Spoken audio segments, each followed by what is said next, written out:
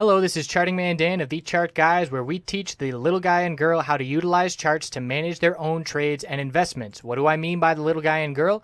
Well, we just had two directives signed halting the implementation of a rule that requires financial advisors to act in the best interests of their client. Let that sink in a little bit. The big wigs on Wall Street can play with your retirement and hard-earned money without your best interests at heart.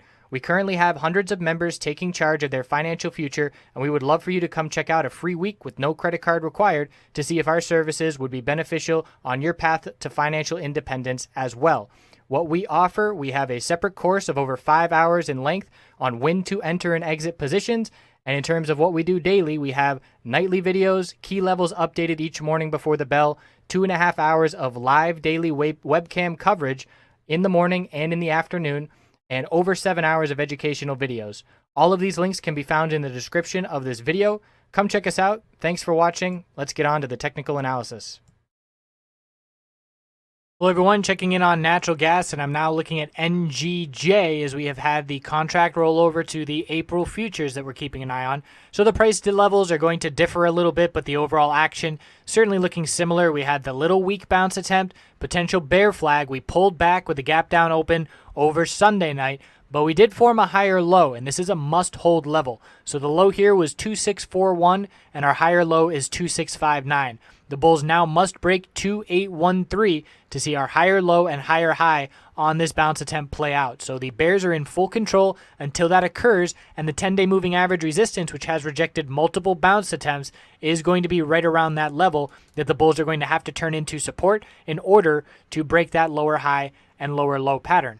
So on the hourly time frame, we had that setback with the contract rollover, a big gap down, and the bulls just finally getting a little bit of momentum here at the end of the day. Still not significant. We need to see a break of 272 to see this gap begin to fill. So the bulls have all kinds of work on all kinds of time frames, but they are still forming a higher low and trying to barely hang on. Keeping an eye on a potential bullish MACD cross here on the 4-hour chart again. We're on the way there as we had a bearish cross due to that gap down open, but seeing a little bit of follow through. Again, not convincing at this point. I still don't like it in either direction. I didn't like it in either direction Friday heading into the weekend, and I still don't like it. I don't like it bearish because we're oversold on the daily time frame. I don't like it bullish because the bulls aren't showing me, they aren't proving to me that they have the strength. So I would patiently be waiting, and I'd be making other plays while waiting for some more convincing direction on natural gas. UNG, you see that gap down open. The lowest price we saw last week was 649, and we hit 648 today. So there is a little bit of a double bottom there. You can see the RSI is still oversold, and the bulls are going to have to get above 678 to see a little double bottom and then a break of the lower high pattern. The weekly time frame, the bullish reversal doji from the weekly chart is seeing a big time setback due to that really low open, and the bulls have to see all kinds of recovery this week, need to get over 678 in order to try and confirm that bullish reversal dragonfly doji.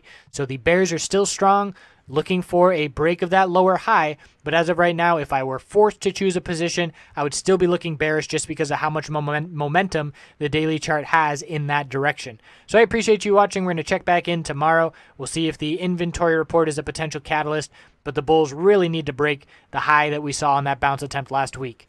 See you tomorrow.